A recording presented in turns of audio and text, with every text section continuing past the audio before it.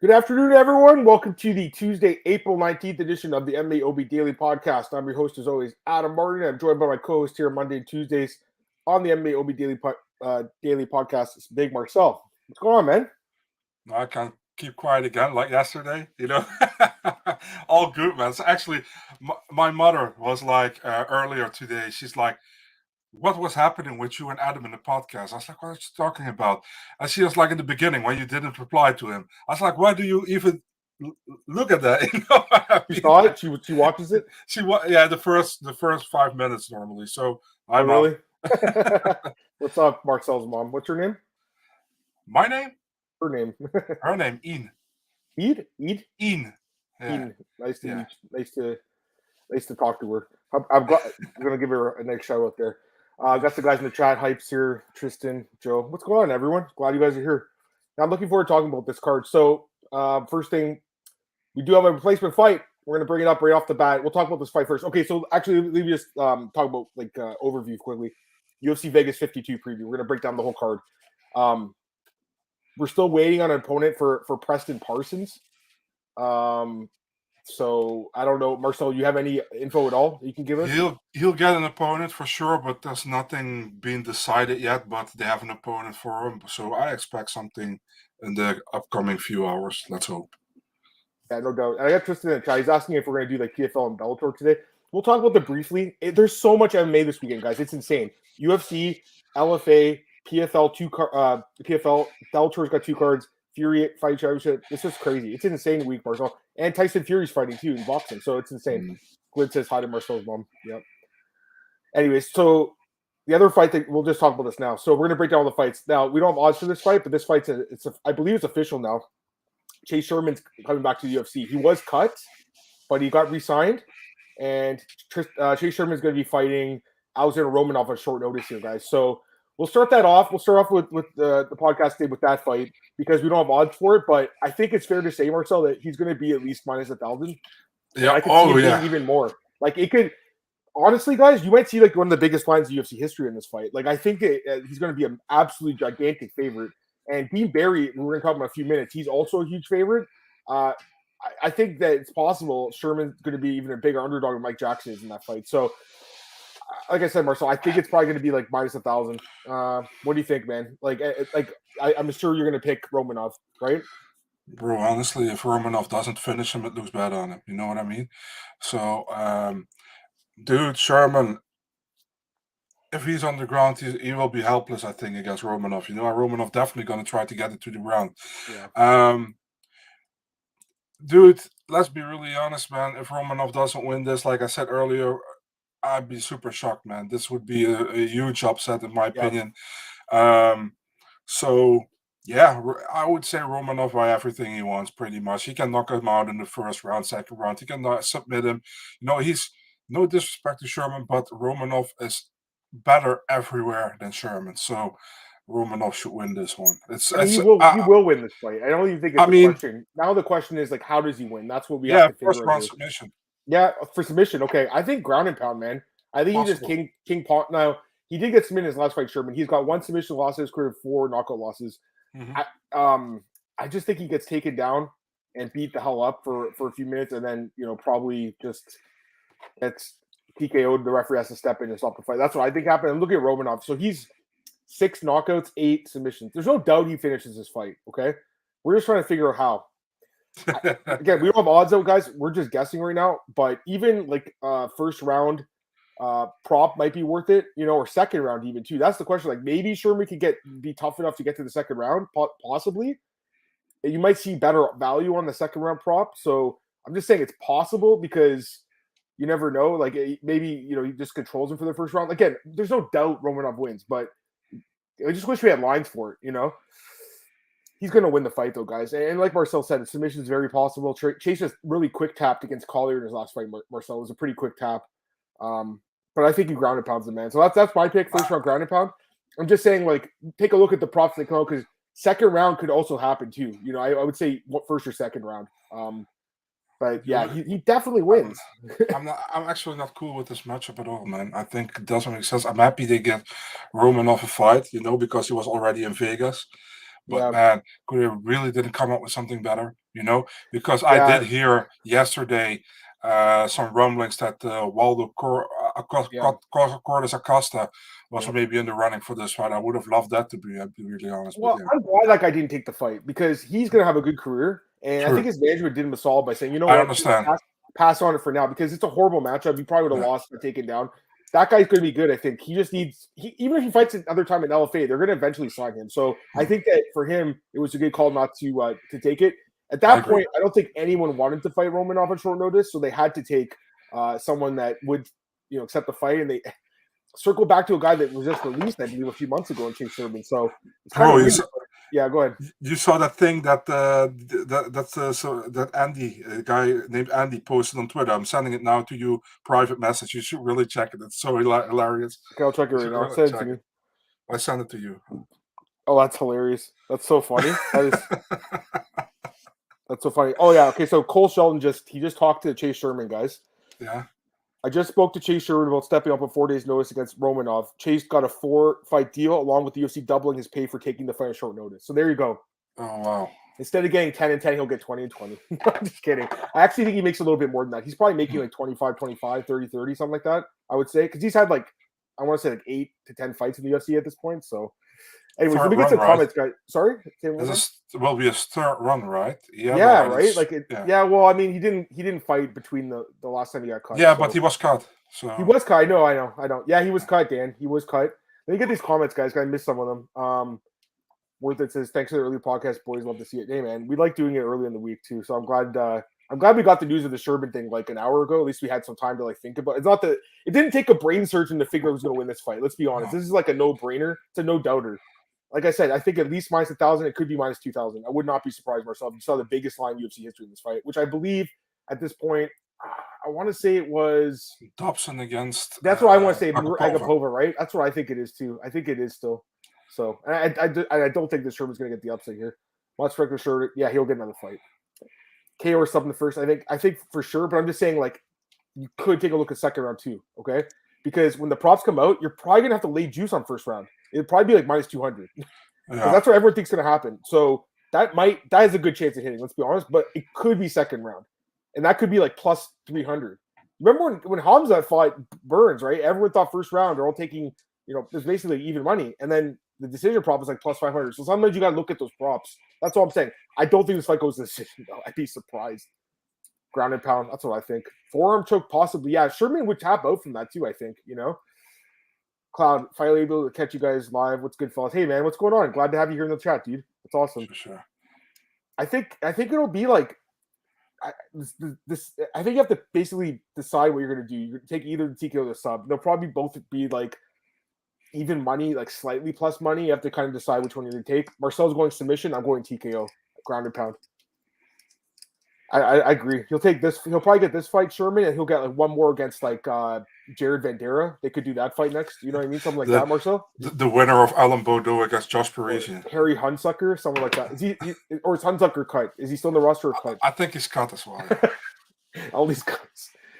Yeah, it's Sherman and Romanov now, man. It's just a terrible matchup for him. I mean, geez, it's a bad matchup. Alex, what's going on, man? He's at PFL week 1 in I want to say Dallas, Texas, I believe. I think that's where it is. So that's awesome. Or Arlington, Texas. Arlington. That's awesome, Alex. Have fun, man. All right. I think we should go to the next fight here, Marcel. I think we've talked enough about Chase Sherman and Alexandr Romanov because, this fight's an easy one to call. It sucks that Bozer got out, but it is what it is. All right. Let's go to the next fight in the card. Another massive mismatch according to the odds. You're going to have, that fight will be later in the card. But anyways, we'll talk about this one now. Dean Barry versus Mike Jackson. Dean Barry making his UFC debut, minus 1,500, plus 750 on Mike Jackson. This is an insane line. Give me your thoughts on this one, Marcel. What can you say, right? The UFC actually booked this fight before, and then it didn't happen, and now they rebooked it again. Yep. The thing is, with Dean Barry, listen, man, I think I like him. He's not a bad fighter at all, but the feeling is like the UFC maybe wants to give him a good start here against Mike Jackson. You know what I mean? Mike Jackson, dude, he is 0-1-0 and won no contest. That even that win against CM Punk got overturned 2 years later. So Yeah, what can you say? Pretty much, it's like I know Mike Jackson from the LFA, where he makes where he's the photographer, right, at the weigh-ins and at the show. I don't know if he still does that, but that's what he did. Um, Barry, yeah, I sometimes talk to Barry. He's a really cool guy, but this will be actually, he has lost against Anthony Taylor, right? Yeah, This pretty dude, boy. Yeah. the dude who fought for Bum and Bellator against Gallagher, I think, as well. I think Barry wins this fight, dude. I mean, I think pretty much everybody thinks that besides Mac Jackson's family members and his teammates. So, taking Barry, probably maybe TKO second round. I don't know, man. But You don't he know? will win. I mean, I think it's a foregone conclusion he knocks him out, man. I don't even think Yeah, it's a question. I said the second round. First round for me, Right. And the other day, the under 1.5 was plus 120. Now it's minus 110 now, so it's still pick him. I think he finishes in the first round. So I got to be honest with you guys. I didn't know much about Dean Barry. People talk about on Twitter, like Irish people and stuff. I'm like, who is this guy? I just know he's 3-1. So I watched his tape. You can watch the fights on Fight Passing on YouTube. Watched all 4. He has 4 fights, I believe. I watched them all. His wrestling's not very good, guys. I got to be honest with you. It's not very good, Marcel. Every one of his fights, he's been taken down. Having said that, he got back up in a lot of them, except for the Taylor fight. The other ones, he got back up and then knocked the guy out. His striking is very good. It's very accurate. It's very powerful. And Mike Jackson is just he's not a UFC caliber fighter at all. He's got 2 fights. He's a guy. He's doing this for fun. He's been interviewed. He said, "I'm doing this for fun. I'm doing it as a bucket list thing. It's not because he's a good fighter. No offense to him. He's in the UFC somehow, but this is a fight for Dean Barry to win, and he will win this fight by first round knockout. I have no doubt in my mind. So." Dean Barry by first round knockout. Whenever the Dean Barry round 1 prop comes out, I think that's one to take a look at, guys. If you watch that Mickey Gall fight, 1 punch dropped Mike Jackson, and then he submitted in 45 seconds into the fight. Dean Barry, as long as he doesn't get taken down and held down, which I doubt, which I really doubt. He might get taken down. It's possible. But I don't think he'll get held down for very long. Once he gets back up, Mike Jackson's in trouble. So Dean Barry by first round knockout. I don't even think it's a question, Marcel. This is a lock of the night. I mean, it really is. I hate using that word, but this is a lock. I'm going to say it right now. That's a lock, Marcel.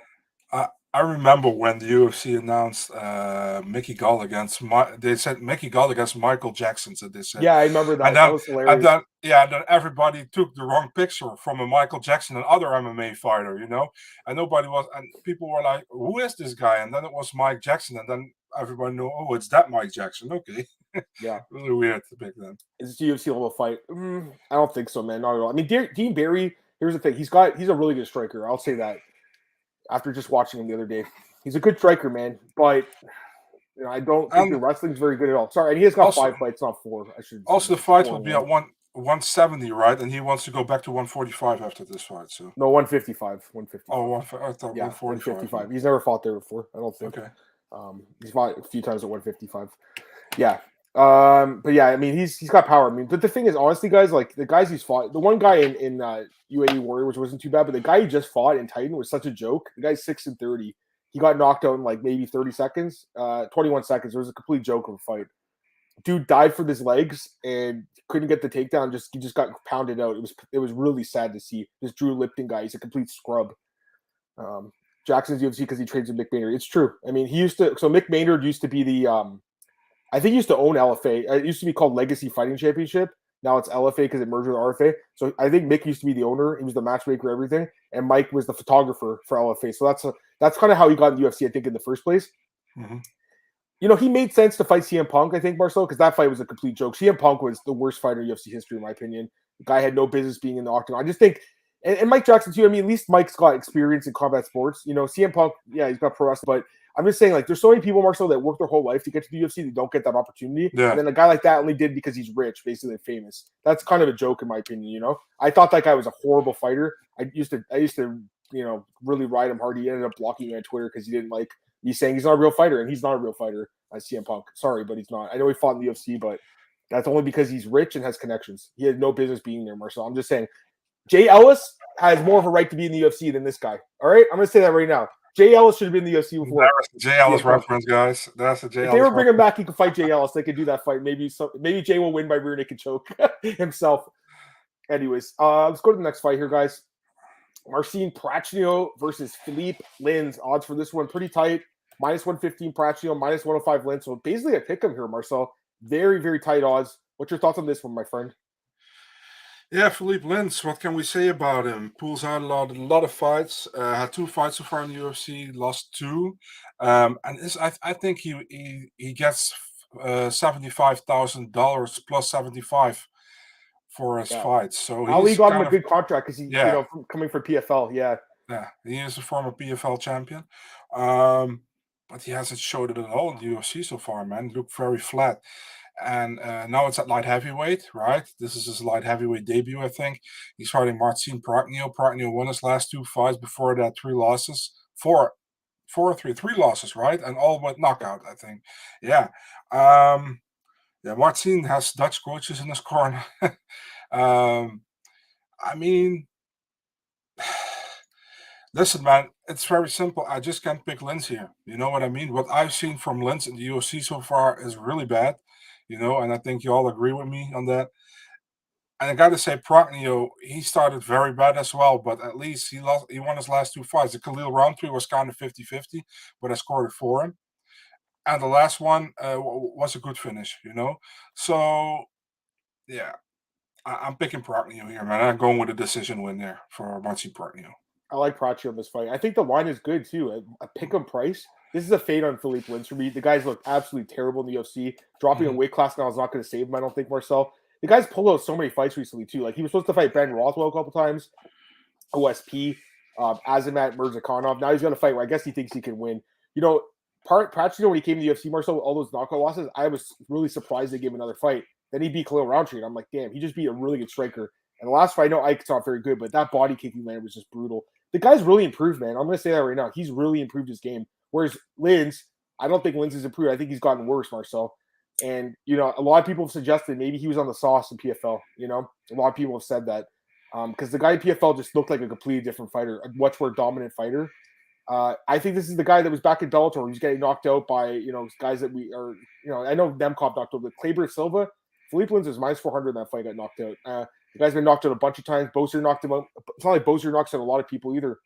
I think Prachnio can knock him out, Marcel. I actually think he can knock him out. I like this spot on Prachnio, guys, at a pick 'em price. I'm willing to take a shot on it because it's just a pick 'em. You're barely laying any juice, and I think it's a good spot to fade Philippe Lins. I just don't think he's UFC caliber at all. Whereas Prachnio, I think, is making the improvements, and he's proven me wrong. Marcel, he's got some nice wins in the last couple of fights, and the Khalil Roundtree win is a nice win. He outstruck Khalil Roundtree for 3 rounds. That's pretty impressive, I think. So how does Lins even win? He had to knock him out, I guess. But I think it's more likely Lins get knocked out. I'm going with Prachnio by knockout in this one, Marcel. I think he finishes him. So got to go with him. And Lins has just been so disappointing to me, guys, in my opinion. So let's go to the next fight here. Flyweight bout. Aoriqileng against Cameron Else. Odds for this one? Pardon? Bantamweight. It's bantamweight. Yeah. Okay, well, you got to fix Tapology, my friend. It's wrong. Motherfuckers. Yeah, Tapology's wrong. Sorry, guys. UFC stats has it at 135. Marcel's correct. He's going to go fix it now on Tapology. Yeah, immediately. Yeah, I know. You got to fix it. Because I'm looking at it. I got a little confused there. Yeah, so it's 135 pounds, which makes sense because that's where Else fought his last fight. But I guess Aoriqileng, he's moving up in weight class here after 2 straight losses at flyweight. Okay, so the odds for this one? Changed. You fixed it? Nice. Okay, good.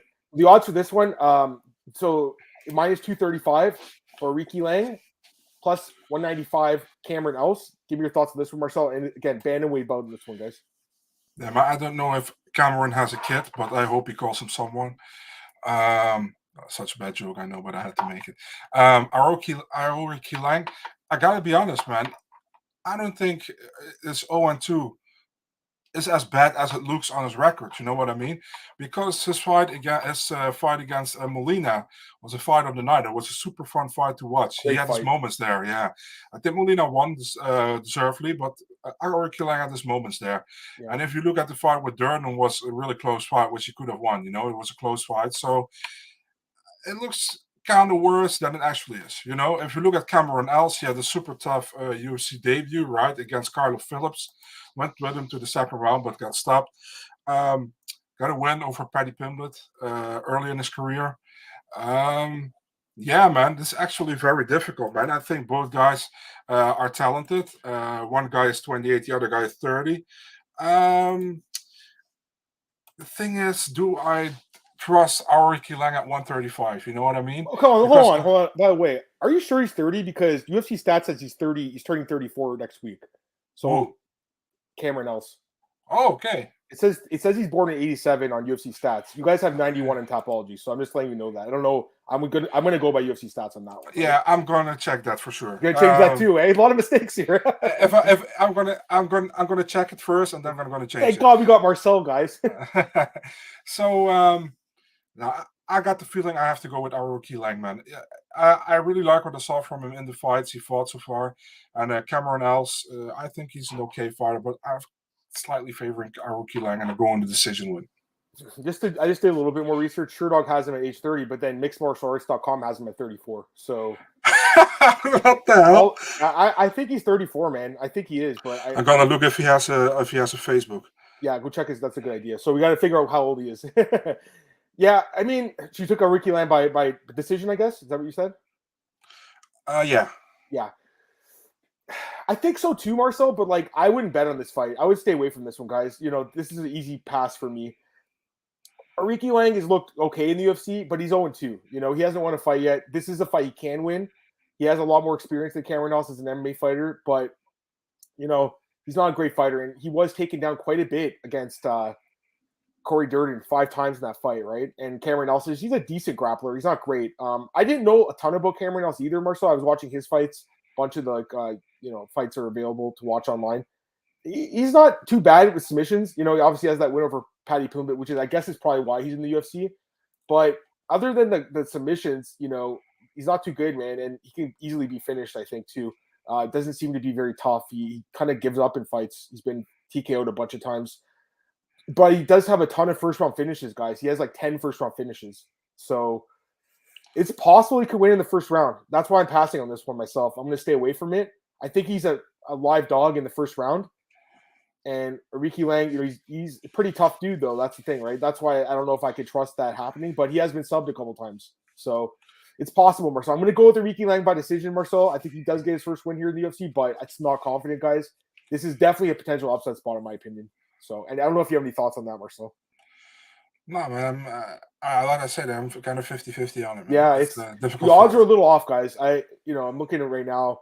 Some sites minus 250. That seems a little high. You know, he might end up winning and be an easy parlay piece for me. It's a pass though. Cameron better win or else. That is pretty funny. Yeah, or else he'll get cut if he doesn't win. The loser gets cut of this one, and else he's stronger. He trains at Jackson Wink. He's been there for a long time, I believe. He's definitely a strong grappler, man. There's no doubt about it. If he gets the fight down, he could submit this guy. I think he's going to go like for a quick start, Marcel. If he doesn't get the finish, you know, it's just not going to go his way. Actually, the more I think about it, he might get finished himself because, like I said, he seems to have some quit in his game, guys. Like from what I've seen, like if things are not going his way, Marcel, he'll kind of just let the referee stop the fight. From what I've seen, 10-5 record. I think all of those losses are by stoppage too. I'm not really sure why he's in the UFC except for that win over Pimblett. I guess that's the reason why, right? Like, it must be it. Else has never won on the first round. His opponents are almost real bad. Yeah, I mean, the only guy who was good was Paddy, and that was Paddy like as a young prospect. So, anyways, let's go to the next fight here. We have Tyson Pedro against Ike Villanueva. This odds are really high too. minus 600 for Tyson Pedro, plus 425 Ike Villanueva. Just crazy odds here, Marcel. So, what do you think, man? Tyson Pedro coming off a 4-year layoff here. He's a massive favorite. You think he gets the job done? Even with a 4-year layoff, he should be able to win against Ike Villanueva, I think, man. I think Ike Villanueva, he was and I don't want to be disrespectful, but I think he's a good fighter on the regional scene, but I don't see him cutting it in the UFC. You know, he has a win over Vinicius Moreira, but that dude got finished in every single fight he fought in the UFC. Somehow he won that Dana White Contender Series Brazil fight against John Allan, I think. So yeah, man, I'm definitely favoring Tyson. I want to say Tyson Pedro. Tyson Pedro. I think he's a talented guy. He had just problems with lots of injuries. He was supposed to fight last year on the New York card against John Allan. Never got announced that fight because he pulled out. Yeah, I gotta go with him, man. We saw a lot of good things from him as well. Gotta be honest, we also saw a lot of not so good things from him. But I think he's a solid fighter, you know, and I feel like he puts him away as well in the first round, probably with the second round. Yeah, he should win. Tyson Pedro should win, but again, this is not a good spot to bet on either. I would stay away from this one from her side. I mean, like there's minus 600, you're not really adding, too much value, quote unquote, to your, if you put him in a parlay or whatever. And there's no way I would bet him straight. I don't bet anyone straight in MMA this high. He should win. There's no doubt. I'm not saying he won't win, but 4-year layoff, he just lost as a minus 500 favorite against Shogun. I would just pass. He should win by first round knockout, Marcel. I'm going to say that. I'm going to agree with you. Maybe you'd go for a prop, but I wouldn't lay the juice on this guy at this point. Pedro by knockout is plus 200. I think that has a really good chance, Marcel. That's kind of what I'm looking at here. You're getting great value, I think, at plus 200 for a knockout. Submission is plus 125. What do you think? Knockout or submission? What do you think? Yeah, I'm going with a knockout. Yeah, plus 200, guys. I think we might have found some value on this fight because I keep saying this, right? The lines are different now in the UFC. There's so many huge favorites now. Like, it's not like it used to be before. People are getting smarter. Sometimes you got to look a little deeper. So I think a knockout makes sense. Ike's been knocked out in 4 of his last 5. Some of you guys are saying the under. I think so too. I don't think this fight goes 3 rounds, Marcel. There's no way it goes 3 rounds, right? There's no chance. I would be surprised. Let's be honest. Let's hope this doesn't go 3 rounds. Honestly, I would rather take fight doesn't go decision at minus 400 than Tyson Pedro minus 600, because just in case Ike does land that kill shot, then you're saved a little bit. And I don't think it goes the distance, man. I'd be really surprised if this fight went 3 rounds. Me too. So I think Tyson Pedro by knockout, but again, I don't like the minus 600 considering the layoff. I do like plus 200 on a knockout, or maybe that fight doesn't go the distance instead, because again, it's a little bit less juice and it covers you just in case he does get knocked out, which is possible, Marcel. I doubt it though, but Ike does have a little bit of power, so it's possible. But the slim chance Tyson to submit Ike more than KO, it's possible for sure. There's no doubt. That's only plus 125. It's still good. It's still good value for a huge favorite. I just think you have to look at the way the guys win, but also the way guys lose. And Ike loses by knockout almost like every fight. So that's why I think he's going to knock him out. But I wouldn't be surprised if he took him down, submitted him either, Marcel. I think we all agree he's going to win the fight. I just I don't like the line. That's all I'm saying. It's a little bit inflated in my opinion. So let's go to the next fight here. Jourdain Wright against Marc-Andre Barriault. It's actually a short notice fight. So it's a catchweight. Pardon? You're missing one, right? Oh, sorry, guys. I apologize. I got the order wrong. Skip that. Welterweight bout, Dwight Grant against Sergey Khandozhko. My apologies. Odds for this one, Sergey Khandozhko minus 120, Dwight Grant plus 100. So very close odds on this one too, Marcel. Give me your thoughts on this fight. Can I go first with this one? Because I have a lot of questions with this one, to be really honest. Yeah, I mean, it's an interesting fight. Grant obviously has quite a bit of experience now in the UFC, but to me, he's been kind of disappointing. Like the last fight with Ronaldo, maybe he should have had a draw in that fight, but still, like, he's just not very active in his fights. I thought he lost to Sekulic. I played him in that fight and got really scared I was going to lose. Got knocked out by D-Rod. I think that he's kind of over the hill now a little bit, Marcel. He's older now. He's turning 38 this year. He's getting up there in age, guys, and I just think he's not as good as he was like 3 or 4 years ago when he did get some nice wins. He's a little inconsistent too. He's kind of one of these guys win loss. Khandozhko, again, Marcel, a guy I don't remember a lot about him because he's only fought twice in the UFC. I got to be honest, I didn't remember much about him. Right, 2 fights in the UFC, hasn't fought in 3 years. So I go back and watch the fights. Against Akdom, good striking. You saw that. Got taken down a couple times, but got back up. Against Habilov, taken down, held down, and man, I'm watching his fights. I went on watched some of his fights on YouTube, Marcel. Some of his older fights. I think that his grappling's really bad. I got to be honest with you guys. I think a lot of wrestlers are going to beat him. So the thing is, Dwight Grant's not really a wrestler. He's more of a striker, and I think this guy's got really good striking. He's the younger guy, I got to go with Khandozhko, Marcel. I think he gets the job done with the striking, but I don't know if I can trust him for a bet. I think I'm going to pass on this one too, but he's going to be my pick. I'll go with Khandozhko because I do like the striking. I'm going to fade Dwight Grant a little bit here, but I just don't know if I want to bet on this one. What are your thoughts, man? Yeah, man, Dwight Grant has kind of a cheat code sometimes with the power he has, but besides that, it's I don't know. You know what I mean? If you look at the fight with D-Rod, he had D-Rod in trouble, dude. Yeah. And then D-Rod had him in trouble, and the ref came in between. I agree with you. The Sekulic fight was super close. Could have gone the other way, and the last fight against Ronaldo wasn't great. If you look at Khandozhko, long time no fight. He fought Khabibov and he fought Rustam Akman. Yeah, I slightly favoring Khandozhko, man, but I'm far from convinced. You know what I mean? That's why I wanted Yeah, to let you go first. Um, sounds like we're on the same page, honestly. yeah, I'm taking Khandozhko via decision, but I'm far from sure. Yeah, I wouldn't be surprised if he lost this fight. I'm gonna say that right now. He does. I don't know if he's reached the caliber. You know, he's got good striking, but again, the ground game is bad. If Dwight Grant mixes up takedowns, he can win this fight. I'll say that right Yeah. now. So that's the thing. If it stays on the feet, I think he'll lose. But if it goes to the ground, he can have an advantage in this fight. So, you know, I'm gonna say right now, like I don't think there's a ton of underdogs in this card, but this is another one where it's possible. You know, it's a pick 'em fight basically, Marcel. It's very close. But Khandozhko does have more experience in MMA. You know, just not at this level. That's the one thing. So, like the under again, it could be. Marcel's saying a decision. I think go either way. Honestly, I was leaning towards a knockout myself though, but this match, every matchup's different. And you know, Dwight Grant, he's turned into a point fighter, Marcel. You know, he really has. Like after the D-Rod fight, that's kind of what happened. Where he gets knocked out, and then that happens to a lot of guys, right? They get knocked out, Marcel, and then it's like they're very cautious from now on. So, Yeah. Lonnie's asking about D-Rod. He's got a broken hand. He wants to fight Kevin Holland, but his hand is broken. So, I don't know when he's going to fight again. Hopefully soon. All right, let's go to the next fight here, Marcel. The one I just mentioned, Jourdain Wright taking Marc-Andre Barriault. Short notice, guys. It's a catchweight bout, 190 pounds. Right, Marcel? Is that correct? Yeah, 190 pounds. Yeah. Yeah. So the odds for this one, Barriault is favored right now, minus 170, plus 145 on Jourdain Wright. Should mention Jourdain Wright actually opened as the favorite. The line flipped immediately to Marc-Andre Barriault. So give me your thoughts on this fight and who should be favored in your opinion. So the funny thing is, in the Netherlands, we're actually looking forward to this fight, and that's not because of the fighters, but because of the coaches. It's in Wright's squad is Anthony Hardonk, and in Barriault's corner it's Henry Hooft. So we got Dutch versus Dutch. It doesn't happen often. Yeah, what can you say, man? Jourdain Wright, he got the style that he go for broke. You know what I mean? But sometimes it doesn't help him. I think Marc-Andre Barriault was a better fighter than many people think, you know, and he got called against Shidi and Njokuani. We both picked Shidi to win, but we didn't expect it to be like that, you know what I mean? And can it happen against Jourdain Wright again? Yeah, for sure, because Jourdain Wright has that weird ass power as well, you know, to knock somebody out.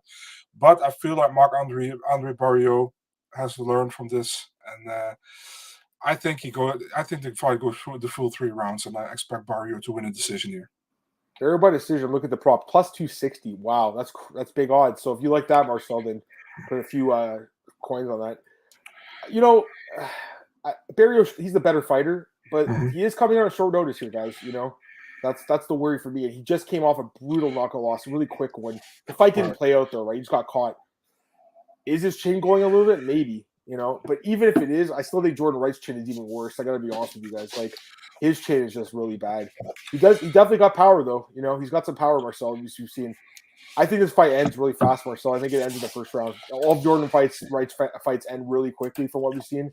I expect this one to end quick, you know. Or Barriault just kind of takes his time, bullies against the fence, and then finishes him with strikes. But I'm going with Barriault too, Marcel. TKO for me. So that's plus 160. Yeah. Fun story about Wright with his fight against Bruno Silva last time, right? And I said to my colleague, I was like, if this fight doesn't finish within 2 minutes, I put on my Christmas sweater next time in the podcast. So he's like, oh, okay, good. I take you to that bet. I was like, okay, cool.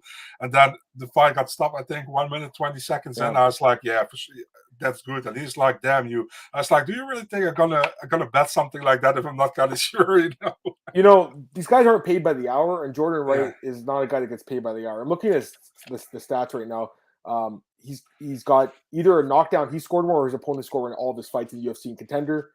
And all of his fights have ended in the first round, or the one fight with Buckley ended 18 seconds into the second. They all go under 1.5. And yeah, again, Barriault's not a knockout artist, but he does have some power. We've seen him. He knocked out, oh gosh, who was it again? The fight was Oscar Pachota. The fight got overturned, but he did knock him out.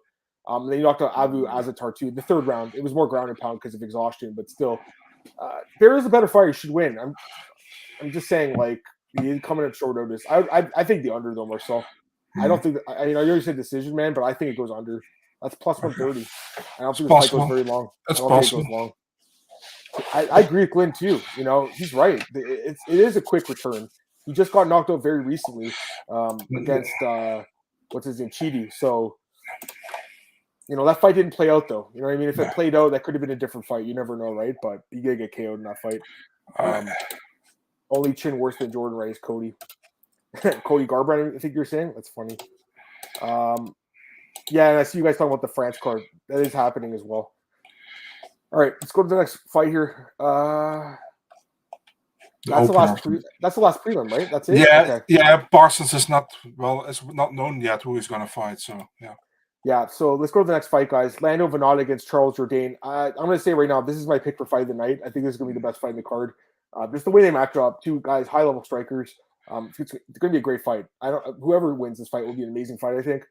Very close odds, -125 Jourdain, +105 Lando Vannata. So what do you think about this one, man? The Canadian versus the American, Marcel.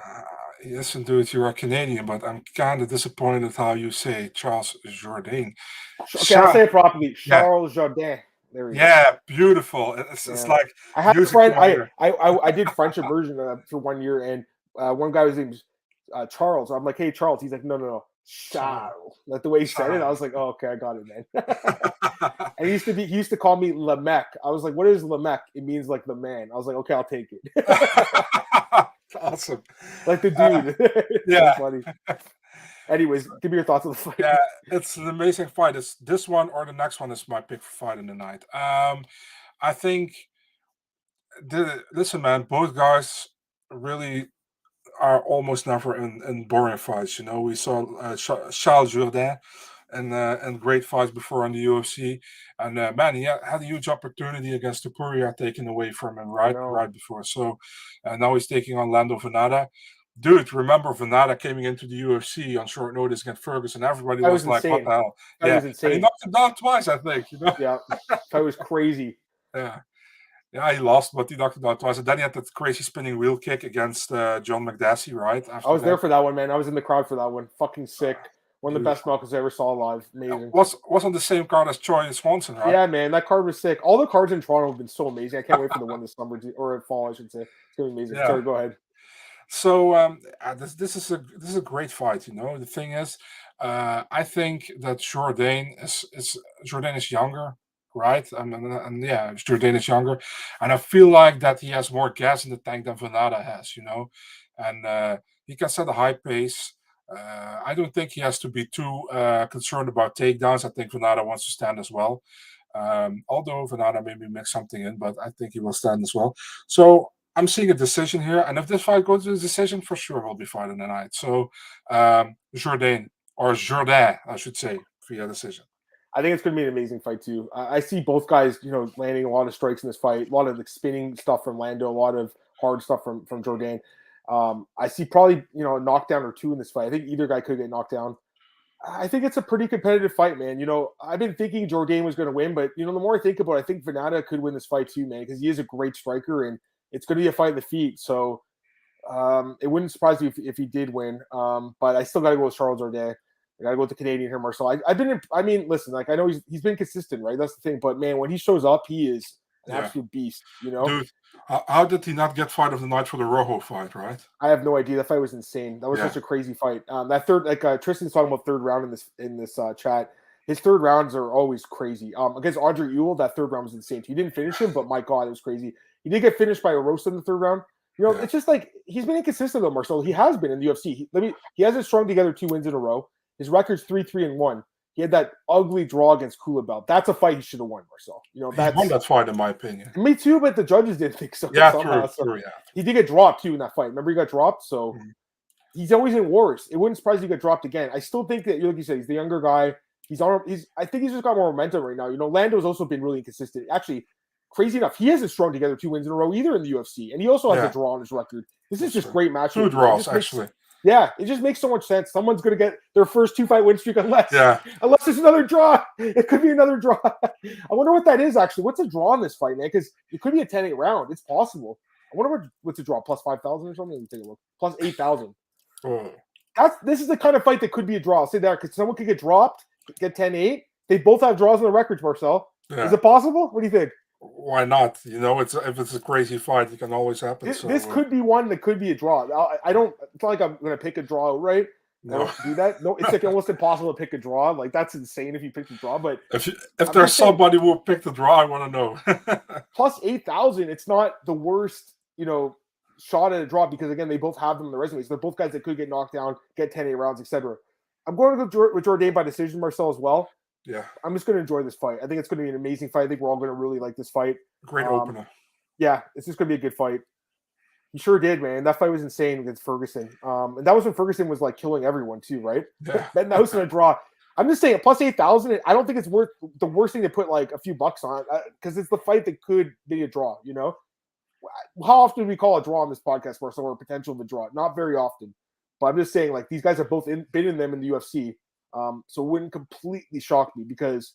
Again, a 10-8 round could be in play here because I think someone's going to get dropped in this fight, Marcel. But they both have the recovery to get back up, Yeah. So it's going to be a sick fight, man. I can't wait for this fight. I'm excited right now just thinking about this fight.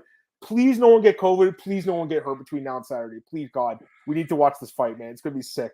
So let's go to the next fight here, Marcel. We got another great fight. You know what, guys? Now, that fight is amazing, but I think this one's really good too. Sumudaerji gets the Manel Kape. This is going to be another great fight. Two strikers here. It could be a great fight. It might not be, but it could be. Minus 180 on Kape, plus 155 on Sumudaerji. So what do you think about this one? Yeah, Sumudaerji, I like the dude, man. I remember he came as a pretty much kind of an unknown guy into the UFC. He fought Louis Smolka in the Beijing card, right? Got finished. After that, he defeated Sukumtat and he went to flyweight. And that flyweight is doing very well. He got the win over Malcolm Gordon, quick win, and then he decisioned Saruk Adashev. If you look at Kape, Kape came with so much hype from Ryzen over to the UFC. Really hesitant in his first two fights. Definitely get the Pantoja fight. He lost that one, in my opinion. The Matheus Nicolau fight was close, but maybe he should have got that decision because I think he did a little bit more.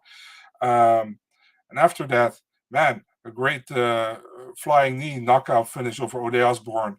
Didn't make weight in that fight, but the last fight he fought against Zalgas Zhumagulov, he finished him early, and that was a great performance. So for me, it's like what Manel Kape shows up. If the Manel Kape shows up that we saw in the last two fights, I think he will win.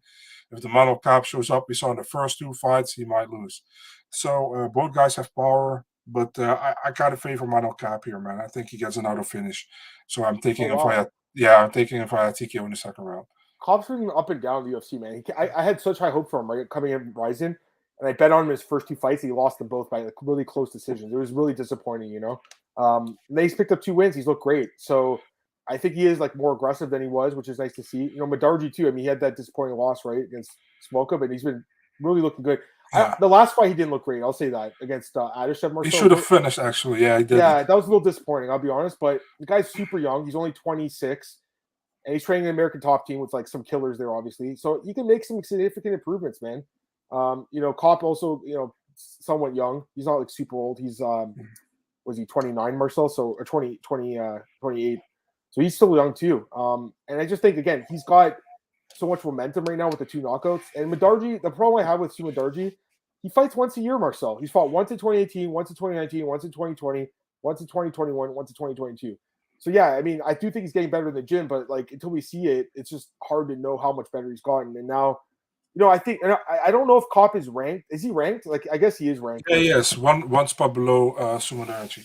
So like in the bottom half, I believe, right? Yeah, I think 12 and 13 or 11. 12 and 14. I think that Kape should be ranked higher, personally. I think he's better. So to me, he should win, but I'm just saying, like, Sumudaerji is a great striker too, man. It's going to be an interesting fight, The better striker will win this fight. I think it's Kape, but I might be wrong. That's all I'm going to say about this one, man. I think this one can go either way, Marcel. I wonder if Kape will have a killer instinct in this fight. That's the problem with this guy, man. The fight with Nicolau, my God, that pissed me off. He should have won that fight, Marcel. He should have won that fight, but just didn't press, But the last 2 fights, he's made the adjustment. He's been knocking guys out. You guys see the picture of Sue with his Nina brace. It's a recent photo. He was taking the PI. Just looking on the on Instagram. I don't see anything, but I see it now. That's from last summer. So that's like 8 months ago. So last July, actually, it's 10 months ago, guys. So yeah, I mean, I don't think it's recent. 27 and 32 wins combined have gone inside the distance, under 2.5 at 140 plus 145. It's possible. I was thinking a decision, but now that you mentioned that stat, I mean, maybe it goes under. I might. I don't know. I think I'm going to stay away from this one too, Marcel. But I'm going to pick Kape. Basically, I got to do it. Can't rank Kape higher with only one win at the weight. It's true. That's the other thing. He's really missed a lot of. He's missed weight a couple of times, right, Marcel? Kape. Definitely against Ode Osborne. I don't know the others. Yeah, that was disappointing because he would have won a bonus, I think, if he had. Yeah, he asked for a bonus actually, and then Daniel Cormier said, "You can't ask for a bonus, bro." Yeah. You can't. But no, it's gonna be an interesting fight. All right, let's go to the next fight here, Marcel. Maycee Barber against Montana De La Rosa. Odds for this one: Maycee Barber. She is favored -190, +165 Montana De La Rosa. What do you think about this one, man? Yeah, Maycee Barber, the self-proclaimed best future star in the UFC, against Montana De La Rosa. Listen, man, Maycee Barber, she was doing very well in the beginning in the UFC. She came from the contender series, got 3 wins, 3 stoppage wins, and then she lost to Modafferi. I know she was injured in that fight, but she lost that fight. And after that, she got against Grasso, and Grasso was just too complete for her to win. So it was a good fight for Grasso, not for Barber. And let's be really honest, that Maverick fight was a gift she got, because Maverick won that fight. I think almost everybody on Maverick winning that fight. She definitely won. I bet on her. That was a fucking horrible decision. Yeah. It was terrible. Yeah. It was really bad. So if you look at Montana De La Rosa, she started well in her UFC career, right? She got 3 wins, but it was really against low-level competition. Got to be honest here. She came from the Ultimate Fighter. She lost to Nico Montano. It was in the quarterfinals, I think. Montano later won the Ultimate Fighter, obviously. After that, she won the fights against the girls she should win, and she lost the fights against the ranked girls and Andrea Lee and against Viviane Araújo. So I'm really torn in this fight, to be really honest, man, because I think Barber is okay, but same for Montana De La Rosa. I don't think she's bad at all, but she is like, I don't see both as future champions. You know what I mean? I think both girls will be somewhere around top 10, top 15, around there, or maybe not even in the top 15 for some time. So I'm going to kind of favor Montana De La Rosa a little bit, a decision, but super close. There you go. Interesting. There's a dog pick by Marcel, Montana De La Rosa. She's definitely a better grappler, I would say. I mean, she's a good fighter, man. I like Montana. I really like her, Marcel. She's had, I think decent amount of success in the UFC. But I think she relies on the takedown. If she doesn't get it, she's in trouble. And Barber, man, I'm not super high on her, honestly. Because I really think she's on a 3-fight losing skid. But, she's still young, Marcel. She's super young. She's only 23. Holy crap, yeah. She's so young, guys. She's so young. Montana's young, too. I think she's, 20, 27. They're both super young. The winner will get a nice step up in competition, I'd say. Here's the thing. The thing with Barber is, that fight with Roxanne, she got injured in the fight, She got destroyed. I mean, she was -1,000 and got destroyed, but, she got hurt. Comes back and fights Grasso. I mean, that's a hard fight for anyone. And the fight was competitive, 29-28. And then she, again, I thought she lost to Maverick. All of us did, but yeah, it was competitive. It wasn't like a oh yeah, it was competitive. Yeah, yeah, and she had some good wins earlier in her career against Aldridge Robertson. I think she's the better striker. If she keeps the fight standing, she'll win the fight. I'm just not high. I'm not high on her enough to bet on her anymore. And especially against someone who's a good grappler against. Like Montana, but I still got to pick Maycee to win the fight, Marcel. So Finally, we got some. I was just thinking to myself, we haven't picked something differently on this card, which never happens. But finally, Tristan says a draws in play. I don't know. I mean, the fight with Marcin Silva was all because of the fence grabs. I remember betting on Silva. That was so brutal because she would have won that fight otherwise. Did someone get dropped? Maybe. I mean, someone could get dropped. It's possible. I guess Maycee could drop her in the first round, not finish her, and then Montana lays on top of her 2 rounds. Maybe that could happen. It's possible. I just kind of think she keeps the fight standing and picks her apart, kind of like Viviane Araújo did in that fight, Marcel, where she was her face was getting completely busted up, and Daniel Cormier's like, I think Montana's winning the fight. I'm like, what are you talking about? Remember that one, Marcel? That was it wasn't. I know the stats say it was close, but it wasn't. I got to go with Barber by decision. That's my pick here. What's the stats? What's the odds on that? +115. And De La Rosa by decision is +275. I think this fight goes the distance too. I mean, most women's fights, when we know, do. I'm gonna go Maycee Barber by decision. That's my pick. All right, go to the co-main event here, guys. Interesting fight. Clay Guida against Claudio Puelles, lightweight division. Pick a mods minus 110 each. It's the closest fight in the card. Marcel, who's your pick? Yeah, dude, I really like Claudio Puelles here, man, to be really honest, thing is, for me, with Guida, I think he can make it a fun fight with everybody, and he does look good in many fights, but Claudio Puelles, man, I gotta say, he really turned things around for me, I really felt like in the beginning when he came from the Ultimate Fighter Latin America, he was runner-up, he lost to Martin Bravo. After that, he got destroyed by Philipe Silva, but he caught a knee bar in the third round and he won. But after that fight, he has looked pretty good, man, in my opinion. And I remember you picking him over Jourdain Levitt in that fight. You were super confident on that one, and he did very well there. And this last fight, he had another knee bar against Chris Gritzmacher. I think the UFC want to see where Puelles really is right now, and then you give him a guy like Clay Guida, was a tough fight for pretty much anybody on the roster, I think, if you're an up-and-comer. But I feel like Puelles is going to do it, man. I'm taking him via decision in this one, man. I mean, you think I'm going against Claudio Puelles now? No way. I'm picking him again. Minus 110. I like it. And he actually was an underdog at one point earlier in the week. I like him here. I think he should be slightly favored, personally. Actually, the odds makers opened him as a minus 175 favorite. The line's kind of up and down, but now it's kind of settled on a pick him. I like him here, man. And listen, I know Clay Guida is obviously a legend. He's got so much experience. And, he's coming off a nice win, obviously, in his last fight. Got destroyed in the first round, came back and submitted Leo Santos. He was competitive with Mark Madsen. Split decision, very competitive. Beat Michael Johnson. He's always competitive, But the one problem with Clay Guida throughout his career, Marcel, a lot of submission losses, 10 submission losses. Claudio Puelles is an absolute ace on the ground. And I know this angle hasn't really been winning lately. I get it with the age thing. But he is 15 years younger. He's way more fresh. He's taken not much damage in his career. He's moved to Sanford and Maine. After he moved to Sanford, it sure seemed like his whole game went way up. I think this guy is really good. And I think he submits Clay Guida. So that's what I'm thinking happens here, Marcel. Okay. And the odds on that, so look at both odds. So the odds on decision are plus 250. Claudio Puelles by inside the by submission, because that's what I think happens, plus 450. So I'm going to say right now he'll be one of my best bets on my bookies.com article when it comes out tomorrow. And I'm going to take him by submission here, Marcel. I think he submits him. Again, Clay Guida, a lot of submission losses, man, throughout his career. This is the kind of guy that could sub him. Great wrestler. I like Puelles a lot again, man. I've liked him for the last couple fights. I like this kid, man. He's really, really good, I think. And, I think gets the job done. So let's go with Claudio Puelles, Marcel. We got the same pick in the co-main event.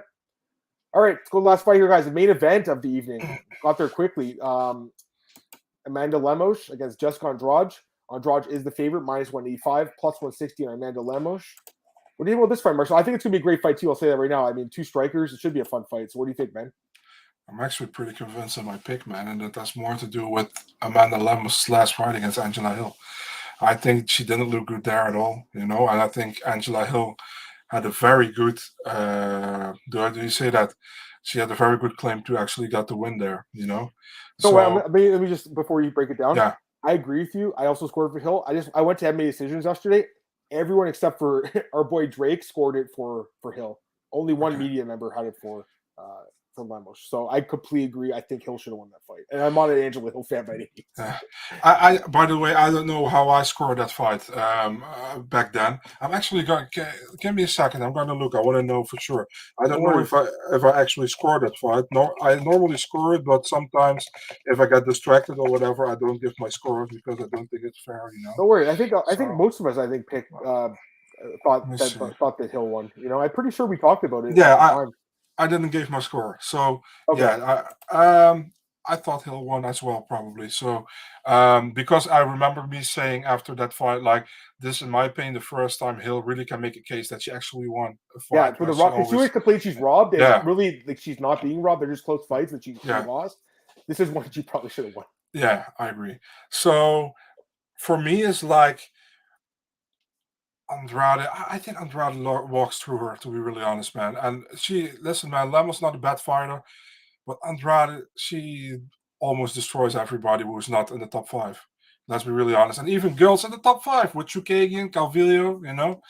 So for me, I take Andrade first round knockout, to be really honest.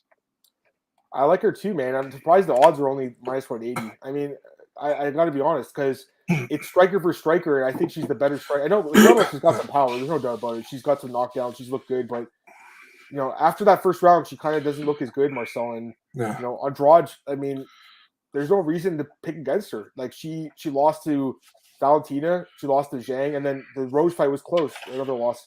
That's it, really, lately. And she destroyed Calvillo, destroyed Chookagian. The first fight was destroyed Tisha Torres, destroyed Carolina Kowalkiewicz. My God, Marcel, she's just an absolute beast. Yeah. In 3 different weight classes, she won fights in the UFC. She's such a good fighter, man. She is. I like her here, guys. And you said knockout? Is that what you said? First round, yeah. Bro, I like it too. Plus 225 guys on a knockout. So, and plus 500 in the first round on Andrade. Plus 500. Very possible. I think she knocks her out. I don't know if it's the first round because it is a 5-round fight. She might pace herself a little more than usual, but she's gonna knock her out. I have no doubt about it. I think she gets the job done here. I, by the way, like that comparison, man. The guy here makes like Andrade is like the women version of Gilbert Burns. She's a beast, dude. She's an absolute beast. I like this too, man. This knockout prop. Lemos could knock her out. That's the thing. Lemos could knock her out. You know, Lemos by knockout, that's plus 400. That's the only way she wins. I think she'd have to knock her out probably in the first round. Yeah, like catches her with a punch. The fight doesn't go the distance is minus 200. I don't think this fight goes 5 rounds at all. I'm surprised it's that low. Yeah, I'm really surprised it's that low. Hold on, let me just see something. I want to see something if this works. Yeah. If you do a parlay of Andrade doesn't go the distance at minus 200, and you add the Pedro fight doesn't go the distance minus 400, that's at minus 114. And I think both those fights don't go the distance, Marcel. So that's something you could take a look at, guys. That's just something I'm looking at right now. Maybe even add like the Dean Barry fight too, because that's not going the distance either. I mean, yeah, Andrade wins this one, man. I like her, you know. So I got her here too, Marcel. Early knockout, and you know, I think she'll fight for the belt again in this weight class. That's right. Oh yeah, I think it's a very smart move by her as well. She's not going to get the Shevchenko title shot anytime soon. And if Rose defends, for example, against Carla, they can do the third fight. You know what I mean? And if Carla wins, they can do against Carla because they haven't fought before. And even when they do Weili Zhang JJ, the winner against that one, they can still do a second fight between the two of them. So I agree. There's a lot of options there actually. I agree. All right, well, that's the preview for UFC Vegas 52. I hope you guys really enjoyed that one. It was fun. Not the greatest card, but it was fun to break it down with you, Mark. So I always enjoy doing the chat on Monday and Tuesday. I love having you guys in the chat as well. Always appreciate other people's opinions about this stuff, man. Like, I'm not one of these people that has like a firm mind about all these fights necessarily. You know, I'm open to hearing ideas because people see things that you don't see sometimes. You know, Marcel. Mm-hmm. So it's always good to get other people's thoughts. Let's talk about Bellator as well, and we'll talk about PFL to get out before we get out of here. There's 2 Bellator cards, Marcel, as you know. Bellator 278 and 279. Any thoughts on having the 2 cards back to back and during the UFC as well? They do it always in Hawaii, right? They do always do 2 cards. So yeah, I wasn't surprised. Yeah. So there's some really good fights coming up in Bellator this weekend. We'll just go through a few of them because honestly we don't need to talk about all these fights. Mm-hmm. But there are a couple of good ones. Let me just pull up the odds. Something happened on Best Fight Odds. Where's the? Let me pull up something else. Fight Odds.io. Let me look at that one. Something with Bellator just kind of happened weird. All right, let's pull up 278 here. Let's get your thoughts on a couple fights more so, like the big fights on these cards. Julian Velasquez minus 200, Liz Carmouche plus 160. Velasquez has been, dominant, but Carmouche is a beast, man. What do you think? Carmouche is like a super, super annoying fighter if you can't handle her. You know what I mean? She's really tough, and she can take it to the ground and control you there. So. Yeah. And I know Velasquez is not bad at all. She's pretty good. Honestly, and I'm not biased here. I think she didn't win her last fight, but I'm not biased. Actually, I know you are biased. No, I'm not. I'm really not. I think it was close. It was. She probably should have lost. Let's be honest. Yeah, I scored it for kills, but it wasn't a robbery. No. So, I'm taking Carmouche here, to be really honest. Yeah. And I think Carmouche wins the fight, and I think with a decision. I'm actually with Marcel on this one. Like, I think she could win too. She's just so experienced. She's looked really good in Bellator. I don't know why the UFC cut her. I mean, I guess because her fighting style is not that exciting. I guess that's why. But I think she has the fighting style to win this fight. I think she can get on top of her, Marcel. Do you remember when Bellator wanted to let Carmouche debut against Mandy Boone? Do you remember that? That was a main event. That's crazy. That is so crazy. Didn't happen. Actually, I remember Liz Carmouche when she fought Jessica Andrade, and it was Jessica Andrade's debut, and she ground and pounded the shit out of her. I remember that fight. That was crazy. You know what, man? She's a very good fighter. Like, very underrated, Marcel. She is 38. She's a little older, but you look at the win she has: Kaylin Chikagan, Jessica Andrade, Jennifer Maia, Lauren Murphy. Even in Bellator, she has. She also has the win over Valentina. She has a win over Valentina earlier in her career. I mean, I remember at Strikeforce when she fought Marloes Kunin. I didn't know a lot about her, but she made it very difficult for her. Yes, man, that was a very close fight. I mean, she out wrestled her, I think, and then got choked out. She's just a good fighter. She's been a good fighter for over 10 years. Very good fighter. I think the odds are off. I think she should be favored, to be honest with you, Marcel. She's plus 160. We just saw a couple upsets in the title fights last week, guys, in Bellator. So I wouldn't be surprised if we see another one here. Just a couple other fights here. We got Jourdain or Enrique Barzola against Nikita Mikhailov. That's an alternate tournament fight.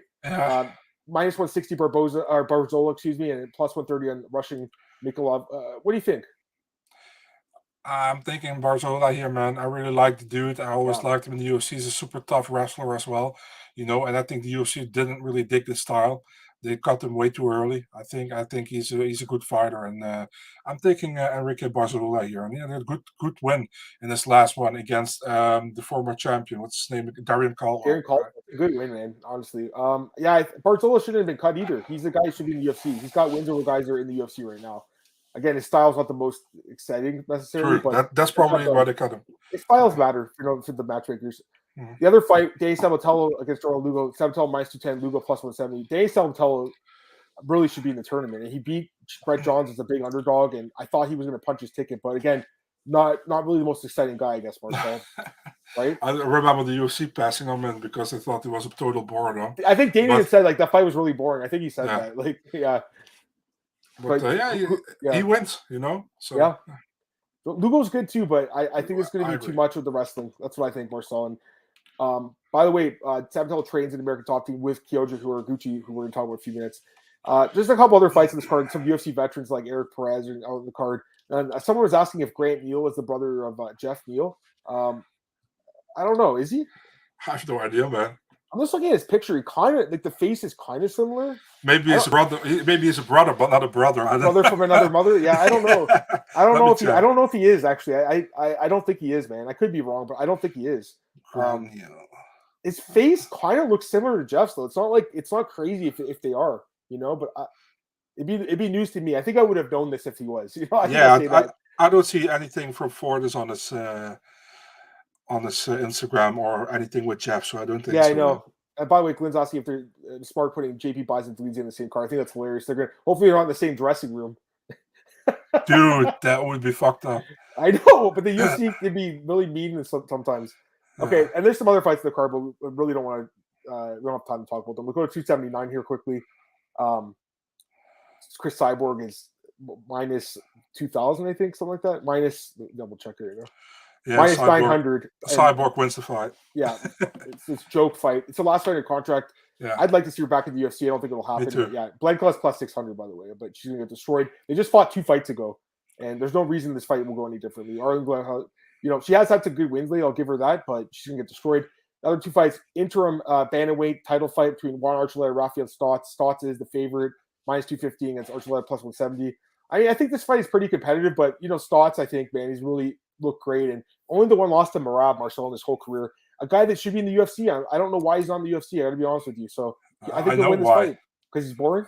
No, because Dana saw that fight with Marab. That's why he's not, and that's so unfair. Oh, he was at that card. Yeah, he was looking for the fight. Yeah. That's right. They signed Marab instead. Mm-hmm. I mean, he's not the most exciting guy. I'm just a lot of his wins lately have been kind of grinding guys out, but he's a pretty good fighter, man. He's a really good fighter. Super high on the dude. I said it for years. He's a good fighter. No, he's good. Yeah. He's good. I mean, James Lynch told me about him years ago because he was interviewing him back in the day, and he was like, "Yo, this guy Stotts. I think he was Victory FC at the time. He's like, yo, watch out for this guy." And I got told about this guy years ago. I mean, he's been fighting good level fighters for years. Again, lately decision machine Marcel. Like 7 of his last 8 fights, I think, were by decision. So this fight is 5 rounds. Archuleta also a decision machine Marcel. But The Yeah. Magomedov fight was still good, you know what I mean? So besides it was a decision, it was a good fight. So I think, man, starts you know what funny is? When they announced that Sergio Pettis was out of the tournament and that they want to go an interim title for this tournament. So I was like, dude, then just do like loose fights and don't do a tournament because it doesn't make sense. Now Stotts has to fight 3 times before he fights Sergio, you know? Yep. And then I got somebody from Bellator in my DMs. He's like, dude, don't worry. You get paid championship money in these fights. So I was like, okay, cool. So, Stotts. I'm taking Stotts here. Yeah, and then the other fight is another 5-round fight. Kyoji Horiguchi against Patchy Mix. Horiguchi minus 285, Mix plus 215. I love Horiguchi in this spot. You know, he would have been the champ if he didn't get knocked out crazy, right? Like Pettis with that. For sure. Was it spinning back fist? Man, that was insane. Right? It was spinning back fist, I think, right? Or was it spinning elbow? I can't remember now. It was something spinning. Back fist. It was a back fist. Yeah, I got it right the first time. I was actually I was in Niagara Falls with Anita, and she was sleeping. I'm just watching Bellator on the couch, right? And I'm like, oh man, this fight is just a complete wash. And then bang, and I'm like, all right, that's why I love MMA, because I think it happened. There's a lot of other fights in this card. You know, UFC fighters. Kai Kamaka is making his debut. I believe in Bellator. I think it's his debut. I think second. Or sorry, second fight. Yeah, sorry. And he fought before the UFC fought in Bellator. My apologies. I was going to say return, but yeah, he's already fought there once. He should win his fight. And then Yancy Medeiros is making his debut in Bellator. He's a big underdog against Emmanuel Sanchez. Do you think he wins that fight, Marcel? I don't know, man. But Emmanuel Sanchez hasn't looked great either. I know. It's in Hawaii, right? Yeah. Like, that's his home, man. He's going to have all the fans cheering for him. Yeah, and he always comes to scrap, you know? Yeah, Yancy's a beast. But I do think the chin's going to, you know, so we'll see. But that's going to be a sick fight. I think these cards are pretty good. I got to be honest with you. So I don't think this guy's wrong. I think he could win the tournament. Somebody has to pull out, right? Someone has got to get injured too, or a drug test, I guess, something like that. The only other thing I want to talk about quickly is PFL before we get out of here, Marcel. Just quick thoughts on a couple of fights. There's a lot of good fights. We don't have, honestly, guys, we don't have time to talk about all of them, but Clay Collar, Jeremy Stevens. What do you think of this one? Because you have Stevens as the favorite here. Jeremy Stevens minus 160 plus 130 on Clay Collar. What do you think? Man, that Stevens changing his sweetheart or something during this week, because I saw all these clips from him where it was super nice. Yeah. And people were under it like he just doesn't want to get sued by clothes. Man, difficult, you know. Stevens hasn't looked great. Collard actually did look much better than I expected last year. So based on that, I would favor Collard, but you can't say Stevens cannot win this, because he still has that knockout power, and if he hits, he can hit him and he can knock him out. So yeah, it's difficult. So a few weeks ago, the line was, you know, a lot closer. Stevens was actually the dog a few weeks ago, and I liked Stevens was the underdog plus 100 when they had the line out. Now after the controversy, they took the lines down. Now they're back up. I don't think it's available at DraftKings though. Someone could double check, because we don't have it in Ontario yet. But I was reading today on Twitter that they took the line down from DraftKings, so you'll have to use an offshore book to bet on this. If you can't bet on PFL, people will not watch it. I'm going to say that right now. You know, Marcel. So they got to get this figured out. But it's their fault. At least we know it's live now. Yeah, I think it is. Yeah. Anyways, there's a bunch of other good fights in the card. Ross Manfield with Tom Madge is a great fight. You know, Toro Carlos Jr. is back. David Schultz against Olivier Mercier. Sorty's back. There's so many good fights. We really honestly don't have a lot of time to talk about it. But one dog I do like is Busi Suto. Remember I talked about him in the first contender Challenger series? We had that crazy knockout. I think he could beat Rob Wilkinson. Rob Wilkinson is a good wrestler, as we saw against his career, but man, he can get knocked out. Every fight, and Bahadur Zada as well. I'm pretty much talked out here, guys. Honestly, I think we're gonna get out of here. I just want to answer this last question. I don't know when the ABC card is. When is that card? Do you know? Dude, they say so much, and then it's still not confirmed. So I don't get it, because it was last April, the first one. Now why it's a year later? Isn't it? Still not a third one. Yeah, there were two already. There was the Max Holloway one in January too. Sanchez moving up. That's true. I mean, Yancy could win that fight. Anyways, I'm pretty much talked out, Marcel, at this point. I got to be honest with you. So let's get out of here. Marcel, plug your stuff, and we'll get out of here, man. Big Marcel 24, Twitter, Instagram, and Eurosport.nl mixed martial arts section. Awesome, man. It was a lot of fun again, as always, Marcel. Hope you guys had fun today as well. We're going to get out of here. You guys can follow me on Twitter at MMAOB. Podcast is at MMAOBreaker.com. It's on YouTube, iTunes, Spotify, all those places. You can find me on Bookies.com. Got my best bets coming out tomorrow. MyMMAnews.com. MMAOddsbreaker.com. I got all the opening odds, guys. Always check MMAOddsbreaker.com. I always post the opening odds. I always like to compare the opening odds to what the odds end up being at the end. So it's always a good thing to look at the bookies' perception to the public perception. So check that out. And yeah, we'll get out of here, Marcel. Hope you guys have an awesome weekend. We'll be back Monday at 5 p.m. Eastern. We'll recap this card. Have a good weekend, guys. Peace.